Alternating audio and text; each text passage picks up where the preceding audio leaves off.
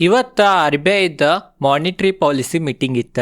ಅದ ಕಾರಣ monetary policy ಮೀಟಿಂಗ್ನಾಗ ಆರ್ ಬಿ ಐ ಗವರ್ನರ್ ಅವರ ಏನೇನು ಹೇಳಿಕೆಯನ್ನ ಕೊಟ್ಟಾರಂತ ತಿಳ್ಕೊಳ್ಳೋನು. ಮತ್ತು ಎಫ್ ಐ ಐಸ್ಗೆ ಒಂದು ಗುಡ್ ನ್ಯೂಸ ಬಂದೈತಿ. ಅದ್ರ ಬಗ್ಗೆ ನಿನ್ನೆ ವಿಡಿಯೋನಾಗ ನಾ ಮಾತಾಡಿದ್ನಿ, ಅದೇ ಥರ ಆಗೈತ್ರಿ. ಅದ್ರ ಬಗ್ಗೆ ತಿಳ್ಕೊಳ್ಳೋನು. ಮತ್ತು ಆರ್ ಬಿ ಐದ ಎಂ ಪಿ ಸಿ ಮೀಟಿಂಗ್ ಇದ್ದ ಇಂಪ್ಯಾಕ್ಟ್ ಭಾರತದ ಸ್ಟಾಕ್ ಮಾರ್ಕೆಟ್ ಮ್ಯಾಗ ಇವತ್ತು ಯಾವ ಥರ ಕಾಣೈತಿ ಮತ್ತು ಫ್ಯೂಚರ್ನಾಗ ಯಾವ ಥರ ಕಾಣ್ಬೋದು ಅಂತ ಅದ್ರ ಬಗ್ಗೆನೂ ಡೀಟೇಲ್ದಾಗ ಸರಳವಾಗಿ ನಾವು ತಿಳ್ಕೊಳ್ಳೋನು. ಬರೀ ನಾವು ಫಸ್ಟ್ ಎಂ ಪಿ ಸಿ ಮೀಟಿಂಗ್ನಾಗ ಏನೇನು ಮೇನ್ ಹೈಲೈಟ್ಸ್ ಇದ್ದು ಅಂತ ತಿಳ್ಕೊಳ್ಳೋನು. ಅದಕ್ಕಿಂತ ಮೊದಲು ಎಂ ಪಿ ಸಿ ಮೀಟಿಂಗ್ ಅಂದ್ರೆ ಏನು, ಎದಕ್ಕೆ ಐತಿದೆ ಎಂ ಪಿ ಸಿ ಮೀಟಿಂಗ್, ಎದಕ್ಕೆ ಮಾಡ್ತಾರೆ, ಏನು ಮಾಡ್ತಾರೆ ಅಂತ ಅದ್ರ ಬಗ್ಗೆನೂ ಸ್ವಲ್ಪ ನಾಲೆಜ್ ತೊಗೊಳೋನು. ನೋಡ್ರಿ, ಇದು ಆರ್ ಬಿ ಐದ ಎಂ ಪಿ ಸಿ ಮೀಟಿಂಗ್ ಪ್ರಮುಖವಾಗಿ 2 ತಿಂಗಳನ್ಯಾಗ ಒಂದು ಸಲ ನಡಿತೈತಿ. ಪ್ರತಿ 2 ತಿಂಗಳಿಗೆ ಒಂದ್ಸಲ ಮಾಡ್ತಾರಿ. ಈ ಒಂದು ಏನು ಮೀಟಿಂಗ್ ನಡಿತೈತಿ ಅದ್ರಾಗ 6 ಮೆಂಬರ್ ಇರ್ತಾರ. ಅದ್ರಾಗ 3 ಮೆಂಬರ್ ಆರ್ ಬಿ ಐದವ್ರು ಇರ್ತಾರ, 3 ಮೆಂಬರ್ ಗೌರ್ಮೆಂಟ್ದವ್ರ ಇರ್ತಾರ. ಅದೇನು 3 ಮೆಂಬರ್ ಆರ್ ಬಿ ಐದವ್ರು ಇರ್ತಾರನ್ನಿ, ಅದ್ರಾಗನ ಗವರ್ನರ್ನು ಇರ್ತಾರಿ. ಈ 6 ಜನ ಓಟ್ ಹಾಕ್ತಾರ ಇಂಟ್ರೆಸ್ಟ್ ರೇಟ್ ಏರ್ಬೇಕು ಬೀಳ್ಬೇಕು ಅಂತ. ಆ ಓಟ್ನಾಗ ಎಲ್ಲಿ ಹೆಚ್ಚು ಮೆಜಾರಿಟಿ ಇರ್ತೈತಿ, 6 ಮೆಂಬರ್ನ ಎಲ್ಲಿ ಹೆಚ್ಚು ಮೆಜಾರಿಟಿ ಇರ್ತೈತಿ ಅದ ನಿರ್ಧಾರವನ್ನ ಕೊಡ್ತಾರಂತ ನಾವು ಅನ್ಬೋದು. ಅವಾಗನ ಇಂಟ್ರೆಸ್ಟ್ ರೇಟ್ ಇರ್ತೈತಿ ಅಥವಾ ಬೀಳ್ತೈತಿ ಅಥವಾ ಯಥಾಸ್ಥಿತಿ ಇರ್ತೈತಿ ಅಂತ ನಾವು ಅನ್ಬೋದು. ಮೇನ್ ಏನ್ ಆರ್ ಬಿ ಐದ ಮಾನಿಟರಿ ಪಾಲಿಸಿ ಮೀಟಿಂಗ್ ನಡಿತೈತಿ. ಆ ಮೀಟಿಂಗ್ ನಡ್ಸೋ ಹಿಂದ ಮೇನ್ ಉದ್ದೇಶ ಏನಂತಂದ್ರ, ಇವ್ರದ್ದು ಮೇನ್ ಕೆಲಸ ದೇಶನಾಗ ಭಾರತದಾಗ ಇನ್ಫ್ಲೇಷನ್ 2% 6% ನಡಕನ ಮೇಂಟೈನ್ ಮಾಡೋದು ಇವ್ರದ್ದು ಮೇನ್ ಕೆಲಸ ಇರ್ತೈತಿ. ಆ ಇನ್ಫ್ಲೇಷನ್ 2% ಕೆಳಗೆ ಹೋಗಬಾರ್ದು, 6% ಮ್ಯಾಗ ಹೋಗಬಾರ್ದು ಅನ್ನೋ ಕಾರಣದಿಂದನ ಇಂಟ್ರೆಸ್ಟ್ ರೇಟ್ ಅಥವಾ ರೆಪೋ ದರವನ್ನು ಇಳಿಸ್ತಾರ. ಬರೀ ಒಂದು ಇನ್ಫ್ಲೇಷನ್ಲೆ ಯಾವ ಥರ ಭಾರತದ ಮಾರುಕಟ್ಟೆ ಮ್ಯಾಗ ಇಂಪ್ಯಾಕ್ಟ್ ಬೀಳ್ತೈತೆ ಅಂತ ಒಂದು ವಿಡಿಯೋ ಮಾಡೇನಿ. ಈ ವಿಡಿಯೋ ಮುಗ್ಯಾನ ಆ ವಿಡಿಯೋದ ಲಿಂಕ್ ಡಿಸ್ಕ್ರಿಪ್ಷನ್ ಹಾಕೇನಿ, ಆ ವಿಡಿಯೋನ ಹೋಗಿ ನೋಡ್ರಿ. ಅಂದ್ರೆ ನಿಮ್ಗೆ ಕರೆಕ್ಟ್ ಗುರ್ತಾಗ್ತೈತಿ ಇದು ಮಾನಿಟರಿ ಪಾಲಿಸಿದವ್ರದ್ದು ಏನು ಮೇನ್ ಕೆಲಸ ಅಂತ. ಅದ ಕಾರಣ ಇನ್ಫ್ಲೇಷನ್ ದೇಶನ ಕಂಟ್ರೋಲ್ ಇರಲಿ ಅನ್ನೋ ಕಾರಣದಿಂದ ಈ ಮೀಟಿಂಗ್ 2 ತಿಂಗಳಿಗೊಮ್ಮೆ ನಡಿತೈತೆ ಅಂತ ನಾವು ಅನ್ಬೋದ. ಇದೆಲ್ಲ ನಾವು ಎಂ ಪಿ ಸಿ ಮೀಟಿಂಗ್ ಎದಕ್ಕೆ ನಡಿತೈತೆ ಅಂತ ಅದ್ರ ಬಗ್ಗೆ ತಿಳ್ಕೊಂಡು ಬರೀ ಈಗ ಏನೇನಾತಂತ ಅದ್ರ ಬಗ್ಗೆ ತಿಳ್ಕೊಳ್ಳೋನು. ನೋಡ್ಬೋದು ನೀವು ಸ್ಕ್ರೀನ್ದಾಗ, ಏನೂ ಇಂಟ್ರೆಸ್ಟ್ ರೇಟ್ ಅಥವಾ ರೆಪೋ ದರವನ್ನ ಚೇಂಜ್ ಮಾಡಿಲ್ರಿ. ಯಥಾಸ್ಥಿತಿ ಇಂಟ್ರೆಸ್ಟ್ ರೇಟ್ ಅಥವಾ ರೆಪೋ ದರವನ್ನ ಇಟ್ಟಿದಾರಂತ ನಾವು ಅನ್ಬೋದ.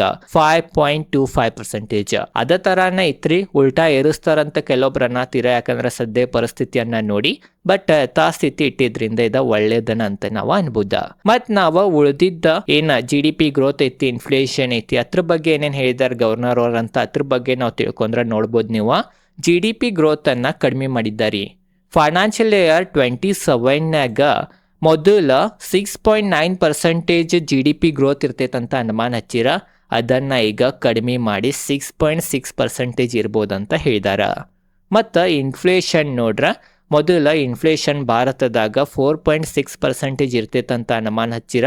ಅದನ್ನ ಈಗ ಏರಿಸಿ 5.1% ಇರ್ಬೋದಂತ ಅನುಮಾನ ಹಚ್ಚಿದಾರ. ಅದ ಕಾರಣ ಇದು ನೆಗೆಟಿವ್ ಪಾಯಿಂಟ್ ರೀ. ಇನ್ಫ್ಲೇಷನ್ ಹೆಚ್ಚಾಗತೈತಿ ಮತ್ತು ಗ್ರೋತ್ನು ಸ್ಲೋ ಆಗತೈತಿ. ಅದ ಕಾರಣ 2 ನೆಗೆಟಿವ್ ಪಾಯಿಂಟ್ ಅಂತ ನಾವು ಅನ್ಬೋದು, ಭಾರತದ ಆರ್ಥಿಕತೆ ದೃಷ್ಟಿಯಿಂದ, ಎಕನಾಮಿ ದೃಷ್ಟಿದಿಂದ. ಮತ್ತು ಕ್ವಾರ್ಟರ್ ಆನ್ ಕ್ವಾರ್ಟರ್ ಏನಿರ್ಬೋದ CPI ಔಟ್ಲುಕ್ ಅಂತ ಅದ್ರ ಬಗ್ಗೆನೂ ನೀವು ಇಲ್ಲಿ ನೋಡ್ಬೋದ.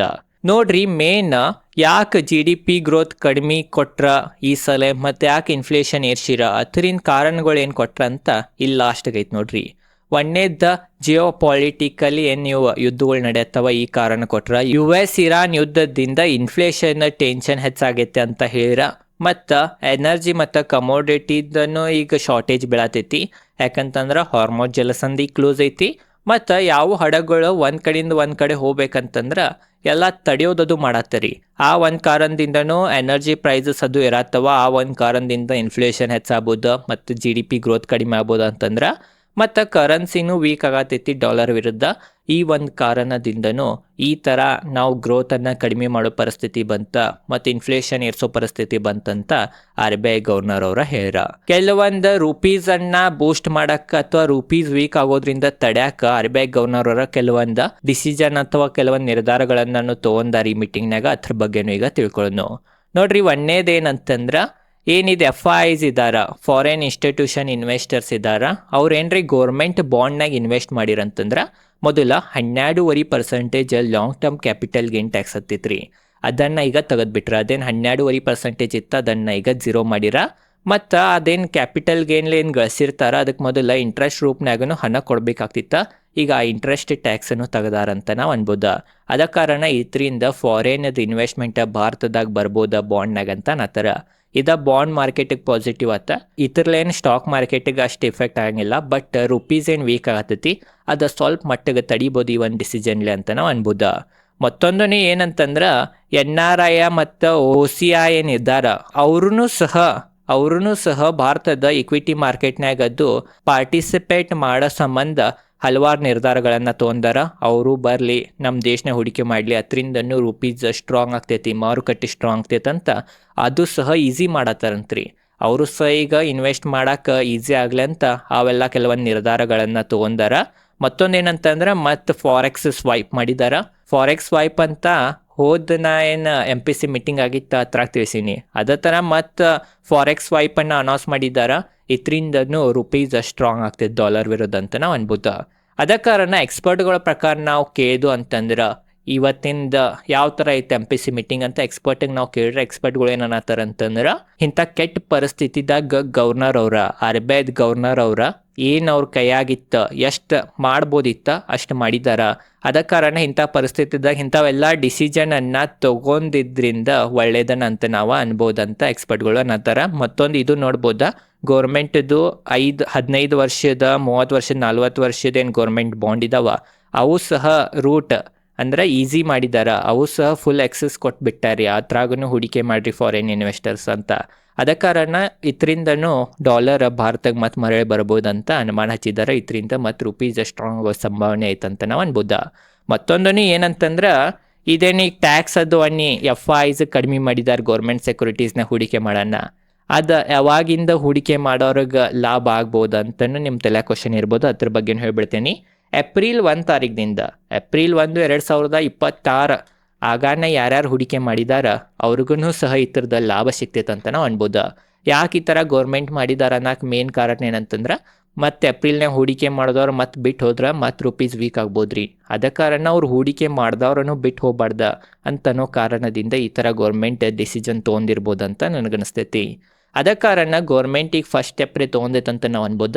ಅದೇ ಥರ ಇಕ್ವಿಟಿ ಮ್ಯಾಗನು ಏನರೇ ಸ್ವಲ್ಪ ಕೃಪೆಯನ್ನು ತೋರಿಸಿ ಇಕ್ವಿಟಿ ಮ್ಯಾಗಿಂದನು short term capital gain tax ತೆಗಿಲಿಲ್ಲ ಅಂದ್ರೂ long term capital gain tax ರೇ ತೆಗಿಬೇಕಾ ಅಥವಾ ಇದ್ದಿದ್ದು ಕಡಿಮೆ ರೇ ಮಾಡಬೇಕಾ ಅಂದ್ರೆ ಹತ್ತಿರದ ಚಮತ್ಕಾರ ನಮಗೆ ಮಾರುಕಟ್ಟೆನಾಗ ಕಾಣ್ತೈತಿ ನೋಡ್ರಿ. ಓವರಾಲ್ ಇವತ್ತು ಮಾರುಕಟ್ಟೆದ ಪರಿಸ್ಥಿತಿ ನೋಡ್ರ ವೀಕನ್ನ ಇತ್ತಂತ ನಾವು ಅನ್ಬೋದ. ಬಟ್ ಭಾಳನೂ ವೀಕ್ ಇಲ್ಲ ನೋಡ್ಬೋದ. 0.21% ಬಿದ್ದೈತಿ. ಯಾಕೆ ಮಾರ್ಕೆಟ್ ಇವತ್ತು ಈ ಥರ ಎಲ್ಲ ಸುದ್ದಿಗಳು ಬಂದ್ರೂ ಬಿದ್ದೈತಿ, ಅದರಿಂದ ಕಾರಣಗಳೇನಂತ ಅದ್ರ ಬಗ್ಗೆನೂ ಮುಂದೆ ತಿಳ್ಕೊಳ್ಳೋಣ.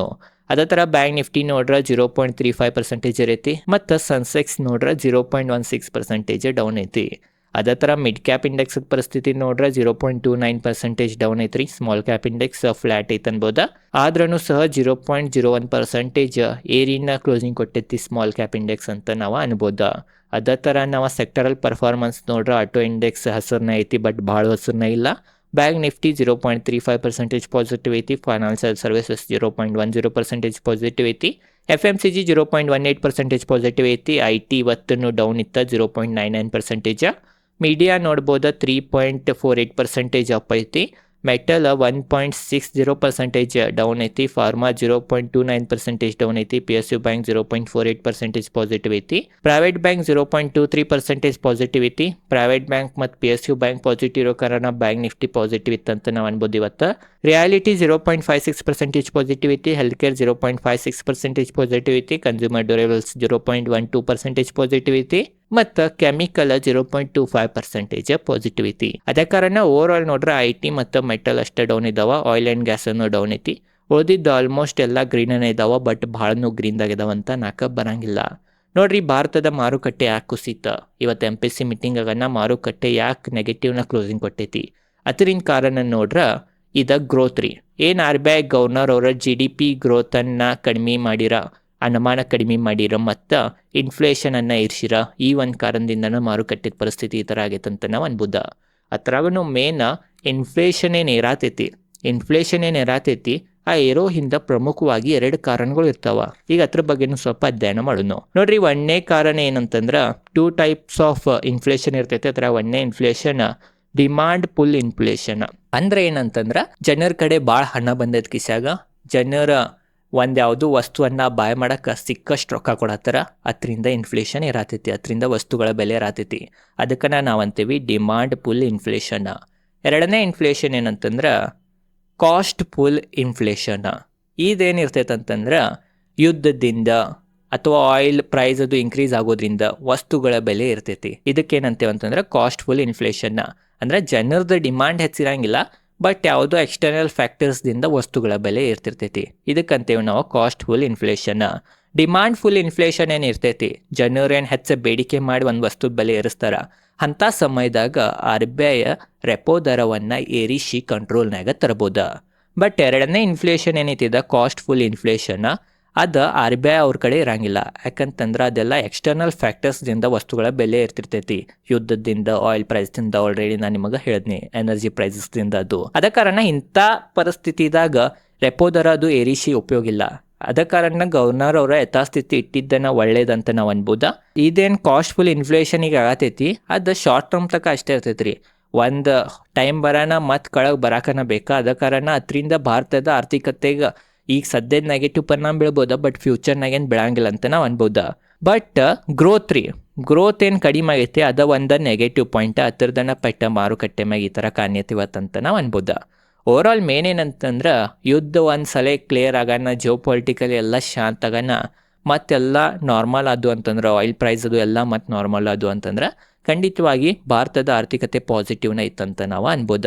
ಅಥವಾ ಮತ್ತೆ ಬೌನ್ಸ್ ಬ್ಯಾಕ್ ಮಾಡತ್ತಿದ್ದು ಭಾರತದ ಆರ್ಥಿಕತೆ ಅಂತ ನಾವು ಅನ್ಬೋದ. ಇದ್ರ ಬಗ್ಗೆನೂ ನಿಮಗೆ ಗೊತ್ತಾಗಿರ್ಬೋದ. ಮತ್ತು ನಾವು US ಮಾರ್ಕೆಟದ ಪರಿಸ್ಥಿತಿ ನೋಡ್ಬೋದ. ನಿನ್ನೆ ದಿನ US ಮಾರ್ಕೆಟ್ ಪಾಸಿಟಿವ್ನ ಇದ್ದು ರೀ. US ಡೌ ಫ್ಯೂಚರ್ ಈ ಕರೆಂಟ್ 0.09% ಪಾಸಿಟಿವ್ ಐತಿ. ಮತ್ತು S&P 500 0.41% ಪಾಸಿಟಿವ್ ಐತಿ. ನ್ಯಾಸ್ಡ್ಯಾಗ್ 0.09% ಬಿದ್ದ ಕ್ಲೋಸಿಂಗ್ ಕೊಟ್ಟೈತಿ. ನಿನ್ನೆ ಏನಿದೆ US ನ್ಯಾಸ್ಡ್ಯಾಗ್ ಐತಿ, IT ಇಂಡೆಕ್ಸ್ ಅನ್ನು ಅಂತಾರೆ ಇದಕ್ಕೆ, ಅದು ಡೌನ್ ಇರೋ ಕಾರಣ IT ಇಂಡೆಕ್ಸ್ನಾಗ ಇವತ್ತು ಸ್ವಲ್ಪ ಡೌನ್ ಕಾಣೈತಂತ ನಾವು ಅನ್ಬೋದ, ಅಥವಾ ನೆಗೆಟಿವ್ ಐತಂತ ನಾವು ಅನ್ಬೋದ. ಯುರೋಪಿಯನ್ ಮಾರ್ಕೆಟ್ ಅದನ್ನು ಫ್ಲಾಟ್ ಇದಾವ, ಬಟ್ ಗ್ರೀನ್ ಅನ್ನ ಇದಾವ. ಏಷ್ಯನ್ ಮಾರ್ಕೆಟದ ಪರಿಸ್ಥಿತಿ ನೋಡ್ಬೋದು ನೀವು. ಜಪಾನದ ಮಾರ್ಕೆಟ್ ನಿನ್ನೆ ದಿನಾನು ಪಿಟಾಯಿ ಆಗಿತ್ತಿರ್ದ, ಇವತ್ತನ್ನು ಪಿಟಾಯಿ ಆಗೈತಿ. 1.27% ಡೌನ್ ಐತಿ. ಸಿಂಗಾಪುರ್ ಮಾರ್ಕೆಟ್ 0.35% ಡೌನ್ ಐತಿ. ಹ್ಯಾನ್ಸ್ಯಾಂಗ್ 1.10% ಡೌನ್ ಐತಿ. ಒನ್ ಮಾರ್ಕೆಟ್ 1.35% ಡೌನ್ ಐತಿ. ಮತ್ತು ಮೇನ್ ಎಲ್ಲಕ್ಕಿಂತ ಮೇನ್ ಈಗ ಹೈಲೈಟ್ ಆಗೈತಿ ಜಗತ್ತದ ಎಲ್ಲ ಸ್ಟಾಕ್ ಮಾರ್ಕೆಟ್ದಾಗ ಅದ್ಯಾವುದಂತಂದ್ರೆ ಕೊರಿಯಾನ್ ಮಾರ್ಕೆಟ್ ಇವತ್ತು 5.87% ಬಿದ್ದೈತಿ. ಕೊರಿಯಾ ಮಾರ್ಕೆಟ್ ಬಗ್ಗೆನೂ ಈಗ ಸ್ವಲ್ಪ ಮಾತಾಡೋಣ್ರಿ ಇನ್ನೊಂದು ಸ್ವಲ್ಪ. ಮತ್ತು ಉಳಿದಿದ್ದು ನೋಡ್ಬೋದು ನೀವು, ಜಕಾತ್ ಆಗಲಿ ಉಳಿದಿದ್ದು ಎಲ್ಲನೂ ಭಾಳ ಬಿದ್ದಾವ. ಕೊರಿಯನ್ ಮಾರ್ಕೆಟ್ ಯಾಕೆ ಇವತ್ತು 5.87% ಬಿತ್ತಂತಂದ್ರೆ ಕೊರಿಯನ್ ಮಾರ್ಕೆಟ್ ಇನ್ವೆಸ್ಟರ್ಸ್ಗೆ ಒಂದೇ ವರ್ಷನಾಗಲ್ಲಿ ಭಾಳ ಮ್ಯಾಸಿವ್ ರಿಟರ್ನ್ ಕೊಟ್ಟೈತ್ರಿ. ಒಂದು ಪರ್ಟಿಕ್ಯುಲರ್ ಸ್ಟಾಕ್ ಇಲ್ಲ, ಅವ್ರದ್ದು ಇಂಡೆಕ್ಸನ್ನು ಮ್ಯಾಸಿವ್ ರಿಟರ್ನ್ ಕೊಟ್ಟೈತಿ. ಅದ ಕಾರಣ ಅದ್ರಾಗ ಭಾಳ ಸೆಲ್ಲಿಂಗ್ ಕಾಣೈತಂತ ನಾವು ಅನ್ಬೋದ. ಅದ ಕಾರಣ ಯಾವಾಗನ್ನು ಯಾವುದೋ ದೇಶ ಸ್ಟಾಕ್ ಮಾರ್ಕೆಟ್ ರಾಕೆಟ್ ಥರ ಹೋಗತೈತಂತಂದ್ರೆ ಈ ಥರ ರಾಕೆಟ್ ಥರ ಮತ್ ಕೆಳಗೂ ಬರ್ತೈತಂತ ನಾವು ತಿಳ್ಕೊಬೇಕು. ಅದರದನ್ನ ಪರಿಣಾಮ ಇವತ್ತು ಕೊರಿಯಾದ ಮಾರ್ಕೆಟ್ನಾಗ ಕಾಣೈತಿ. ಅದ ಕಾರಣ ಬೇರೆ ಎಲ್ಲ ಏಷ್ಯನ್ ಮಾರ್ಕೆಟ್ಗಿಂತನೂ ಕೊರಿಯಾ ಮಾರ್ಕೆಟ್ ಇವತ್ತು ಭಾಳ ಬಿದ್ದೈತಂತ ನಾವು ಅನ್ಬೋದ. ಮತ್ತೊಂದನೇ ಏನಂತಂದ್ರೆ ಕೊರಿಯಾ ಮಾರ್ಕೆಟನ್ನ ಈ ಥರ ಏರ್ಸೋ ಹಿಂದೆ ಮೇನ್ ಪ್ರಮುಖವಾಗಿ 2 ಕಂಪ್ನಿಗಳದ ಕಾರಣ ಐತಿ ಅಂತ ನಾತರ. ಅಲ್ಲಿ ದೇಶದ್ದು ಬೇರೆ ಎಲ್ಲ ಕಂಪ್ನಿಗಳ್ಗೆ ಅಷ್ಟೇನು ಲಾಭ ಆಗತ್ರಿ, ಬಟ್ 2 ಕಂಪ್ನಿಗಳ ಸೆಮಿ ಕಂಡಕ್ಟರ್ಲಿ ಅದು ಗಳಿಸತ್ತವ. ಆ ಒಂದು ಕಾರಣದಿಂದನೇ ಈ ಥರ ಕೊರಿಯನ್ ಮಾರ್ಕೆಟ್ ಇರತ್ತಿತ್ತು ಒಂದು ವರ್ಷದಿಂದ. ಬಟ್ ಈಗ ಅವತ್ತಕ್ಕೆ ಏನರ ಪೆಟ್ಟು ಬಿತ್ತಂತಂದ್ರೆ ಈ ಮಾರ್ಕೆಟ್ ಮತ್ತು ಯಥಾಸ್ಥಿತಿ ಒಮ್ಮೆ ಢಳಲ್ ಅಂತ ಕುಸಿಬೋದ. ಅದೇ ಕಾರಣ ಇದು ಒಂದು ರಿಸ್ಕ್ ಆಗ್ತೈತಿ ಕೊರಿಯನ್ ಮಾರ್ಕೆಟ್ನಾಗ ಅಂತ ನಾವು ಅನ್ಬೋದ. ಓವರ್ ಆಲ್ ಮೇನ್ ಏನಂತಂದ್ರೆ ಜಗತ್ತದು ಬೇರೆ ದೇಶ ಸ್ಟಾಕ್ ಮಾರ್ಕೆಟ್ ಇರತ್ತವ ಮತ್ತು ಭಾರತದ ಮಾರ್ಕೆಟ್ ಯಾಕೆ ಡೌನ್ ಐತನಕ್ಕೆ ಮೇನ್ ಕಾರಣ ಏನಂತಂದ್ರೆ ಜಗತ್ತದು ಎಲ್ಲ ದೇಶ ಕಡೆ ಅನ್ನಕ್ಕೆ ಬರಂಗಿಲ್ಲ, ಬಟ್ ಆಲ್ಮೋಸ್ಟ್ ಯಾವ ಡೆವಲಪ್ ಕಂಟ್ರಿ ಇದಾವ ಅವ್ ಕಡೆ ಎಲ್ಲ AI ಮತ್ತು ಸೆಮಿ ಕಂಡಕ್ಟರ್ದು ಕಂಪ್ನಿಗಳಿದಾವ. ಅವ ರೆವೆನ್ಯೂವನ್ನು ಗಳಿಸ್ಕೊಡತ್ತಾವ. ಅವು ರೆವೆನ್ಯೂವನ್ನು ಗಳಿಸ್ಕೊಡೋದ್ರಿಂದನೇ ಅವ್ರ ಸ್ಟಾಕ್ ಮಾರ್ಕೆಟದ ಪರಿಸ್ಥಿತಿ ಭಾಳ ಒಳ್ಳೇದೈತಂತ ನಾವು ಅನ್ಬೋದ. ಭಾರತದ ಕಡೆ ಈಗ ನಾವು ಇನ್ನೂ ಆ ಸೆಕ್ಟರ್ನಾಗ ಅದು ವೀಕ್ಷಕರೇ ಬೆಳೆಯತ್ತೀವಿ, ಆಲ್ರೆಡಿ ಬೆಳೆದಿಲ್ಲ. ಅದ ಕಾರಣ ಭಾರತದ ಮಾರುಕಟ್ಟೆ ಈ ಥರ ಸ್ವಲ್ಪ ಡೌನ್ ಐತಂತ ನಾವು ಅನ್ಬೋದ. ಬಟ್ ಭಾಳ ಡೌನ್ ಐತನಾಗ ಬರಂಗಿಲ್ಲ, ಏನು 8-10% ಡೌನ್ ಐತಿ. ಅದ ಕಾರಣ ಈ ಥರ ಸಾಮಾನ್ಯವಾಗಿ ಡೌನನ್ನೇ ಇರ್ತೈತಿ. ಬಟ್ ಯಾಕೆ ಹೂಡಿಕೆದಾರರಿಗೆ ಡೌನ್ ಅನ್ಸಾತೈತೆ ಅನ್ನೋಕೆ ಮೇನ್ ಕಾರಣ ಏನಂತಂದ್ರೆ ಕೋವಿಡ್ ಆಗನ ಭಾರತದ ಮಾರುಕಟ್ಟೆ ಹೂಡಿಕೆದಾರರಿಗೆ ಮ್ಯಾಸಿವ್ ರ್ಯಾಲಿಯನ್ನು ತೋರಿಸಿತ್ತ. ಆ ರ್ಯಾಲಿಯನ್ನು ನೋಡ್ರೆ ಈಗ ಮಾರ್ಕೆಟ್ ಡೌನ್ ಐತಿ ಅಥವಾ ರೊಕ್ಕ ಅವಲ್ವ ಅಂತ ನಾವು ಅನ್ಬೋದ. ಬಟ್ ಕೋವಿಡ್ಗಿಂತ ಮೊದಲಿನ ಭಾರತದ ಮಾರುಕಟ್ಟೆದ ಪರಿಸ್ಥಿತಿ ನೋಡ್ರೆ ಅದು ಸಹ ಇದೇ ಥರ ಇತ್ತಂತ ನಾವು ಅನ್ಬೋದ. ಅದ ಕಾರಣ ತಾಳ್ಮೆ ಇದ್ದವ ಮಾರ್ಕೆಟ್ನಾಗ ರೊಕ್ಕ ಮಾಡ್ತಾನ. ಆ ಒಂದು ಕಾರಣದಿಂದನ ತಾಳ್ಮೆ ಇಟ್ಟ ಒಳ್ಳೆ ಕಂಪ್ನಿನಾಗ ಹೂಡಿಕೆ ಮಾಡಿ ಕುಂಡ್ರಬೇಕ. ಇದ ನಮಗೆ ಎಕ್ಸ್ಪರ್ಟ್ಗಳು ಮತ್ತು ಇತಿಹಾಸ ತಿಳಿಸ್ತೈತಿ. ಓವರಾಲ್ ಇದೈತಿ ಇವತ್ತಿನ ವಿಡಿಯೋ. ಈ ವಿಡಿಯೋನಾಗ ಎಲ್ಲ ಡೀಟೇಲ್ದಾಗ ನಿಮಗೆ ಗೊತ್ತೇ ಇರ್ಬೋದು ಅಂತ ನನಗೆ ಅನಿಸ್ತೈತಿ. ಕ್ರೂಡ್ ಆಯಿಲು ನೋಡಲಿಲ್ಲ, ಅದು ಚಾರ್ಟ್ ತೆಗ್ದೀನಿ, ನೋಡ್ಬೋದು ನೀವು. ಕ್ರೂಡ್ ಆಯಿಲ್ ಡೌನ್ ಐತಿ, ಬಟ್ WTI ಕ್ರೂಡ್ ಆಯಿಲ್ $92 ಸಮೀಪನ ಟ್ರೇಡ್ ಮಾಡತೈತಿ. ಬ್ರೆಂಟ್ ಕ್ರೂಡ್ ಆಯಿಲ್ $94 ಸಮೀಪನ ಟ್ರೇಡ್ ಮಾಡತೈತಿ. ಡಾಲರ್ ಮತ್ತು ರುಪೀಸ್ ಮಾತ್ರ $1 = 95 ರುಪೀಸನ್ನು ಐತಂತನೂ ಅನ್ಬೋದು. ಅದ ಕಾರಣ ನೋಡೋಣ್ರಿ, ಈಗ RBI ಕೆಲವೊಂದು ಸ್ಟೆಪ್ಗಳನ್ನು ತೊಗೊಂಡೈತಿ ರುಪೀಸನ್ನು ಸ್ಟ್ರಾಂಗ್ಗೊಳಿಸಾಕ. ಅದರಿಂದ ಮತ್ತು ರುಪೀಸ್ ಸ್ಟ್ರಾಂಗ್ಗೊಳತೈತೋ ಇಲ್ಲ ಅಂತ ನೋಡೋದು, ಅಥವಾ 2-3 ವರ್ಷ ಅಥವಾ 1 ವರ್ಷ ತನಕನೇ ಇದೇ ಲೆವೆಲನ್ನು ಮೇಂಟೈನ್ ಮಾಡ್ರೂ ರಗಡಾತ್ರಿ ನಮ್ಮ ರುಪೀಸ್, ಅಥವಾ ಆ ಥರೇ ಆಗ್ತೈತೋ ಇಲ್ಲೋ ಅಂತ ನೋಡೋಣ್ರಿ ಫ್ಯೂಚರ್ನಾಗ. ಓವರಾಲ್ ಇದೈತಿ ಇವತ್ತಿನ ಈ ವಿಡಿಯೋ ಚಲೋ ಲೈಕ್ ಮಾಡಿರಿ. ಇನ್ಫ್ಲೇಷನ್ಲೆ ಯಾವ ಥರ ಮಾರ್ಕೆಟ್ ಮ್ಯಾಪ್ ಪೆಟ್ಟು ಬೀಳ್ತೈತೆ ಅಂತ ಒಂದು ವಿಡಿಯೋ ಮಾಡೀನಿ, ಆ ವಿಡಿಯೋ ಹೋಗಿ ನೋಡ್ರಿ. ಭಾಳ ಒಳ್ಳೆ ವಿಡಿಯೋ ಐತಿ, ಆ ಥರ ನಿಮಗೆ ಯಾರೂ ತಿಳಿಸಂಗಿಲ್ಲ. ಮತ್ತು ಇದೇ ಥರ ಸ್ಟಾಕ್ ಮಾರ್ಕೆಟ್ ರಿಲೇಟೆಡ್ ಕನ್ನಡದಾಗ ವಿಡಿಯೋ ನೋಡೋದಿದ್ರೆ ಚಾನಲ್ ಸಬ್ಸ್ಕ್ರೈಬ್ ಮಾಡಿರಿ. ಮತ್ತು ವಿಡಿಯೋ ಹೆಂಗೆ ಅನ್ಸಿತ್ತು ಅಂತ ಕಮೆಂಟ್ ಸೆಕ್ಷನ್ನಾಗ ತಿಳಿಸ್ರಿ, ಅಥವಾ ಥ್ಯಾಂಕ್ ಯು ಅಂತ ಕಮೆಂಟ್ ಮಾಡಿರಿ. ಓವರಾಲ್ ಇದೇ ಇತ್ತ. ಧನ್ಯವಾದಗಳು.